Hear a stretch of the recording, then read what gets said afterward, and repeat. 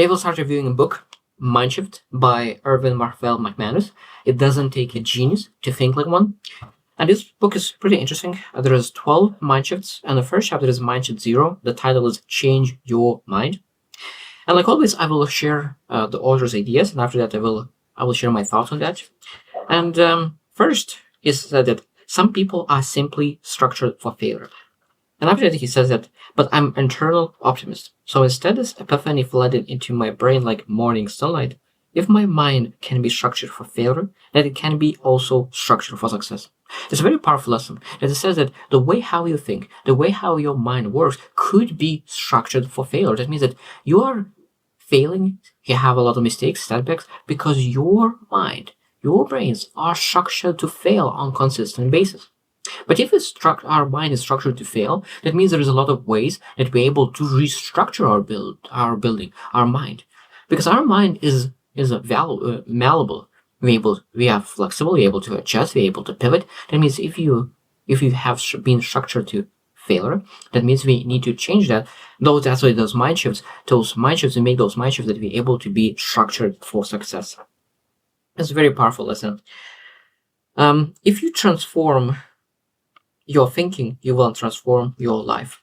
So it means that I really love saying that everything in life happens twice. First in your mind, second in your life. First in your mind and second in your life. Even if you never thought about it, it will never happen. That's why he said that if you transform your thinking, you will transform your life. So what you think about will impact what you get in life. So if you think about success, you most likely will get success if you take action and commit to it. So because your thoughts are the roadmap to your future. One thing that's become clear to me is that really good people can make really bad decisions. So he said that one thing that's became clear to me is that really good people can make really bad decisions. So it means when you think about people who are structured to fail, it doesn't matter if you're a good person or a bad person.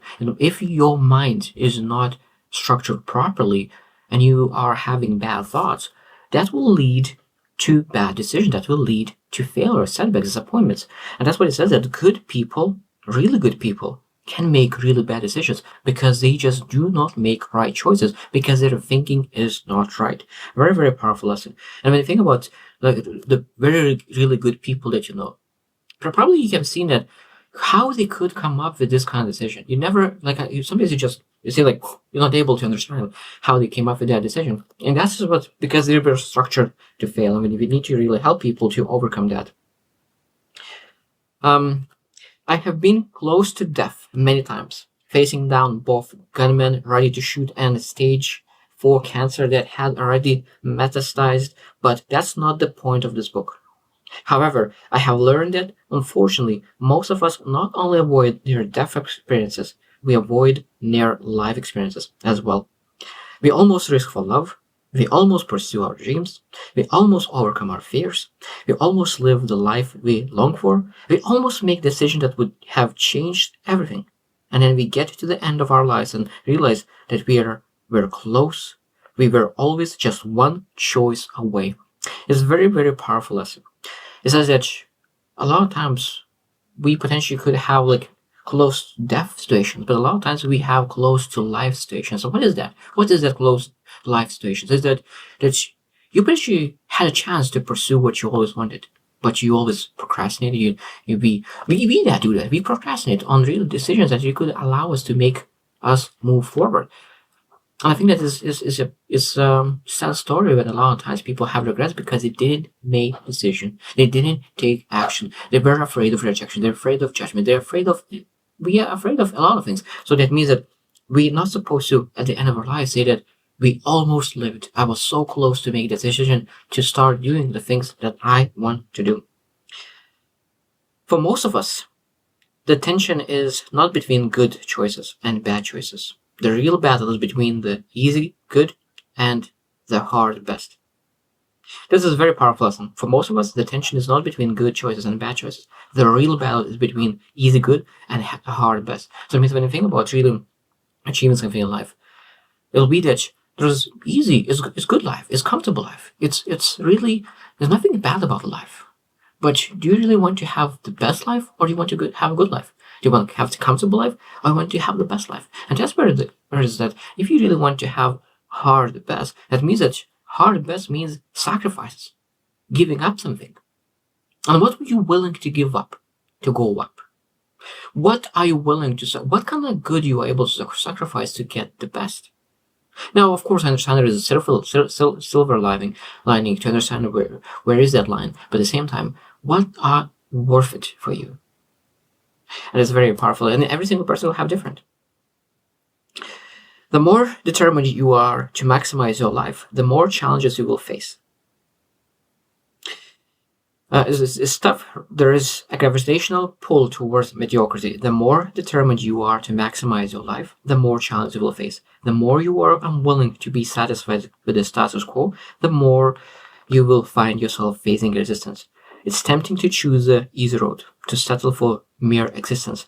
But the obstacles and challenges and crises you face are not interruptions or detours on the path of life. They are the very context for life itself. It's very interesting. That means that the challenges, all the crises that we face, it's not the setbacks, it's not the humps. It's just they are really the context of our life. That means that all the challenges are the things that really allow us to become who we need to become to really achieve the life that we want. So that means it's not bumps. They are here to really make our life more colorful, more beautiful, more successful. Because if your life could be just good, you start losing understanding what's good, what's bad. So I really love the idea that he says that all the detours are just the context for life itself. And when you really pursue hard best, there will be even more resistance. And that means when you're trying to achieve your best, you will go through resistance to achieve that.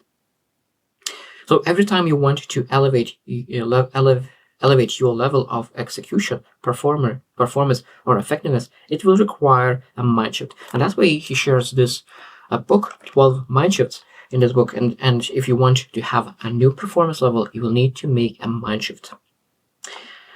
When you only perceive the face value, short-term benefit, or immediate gratification of a choice, we allow self-limiting structures to be established in our minds.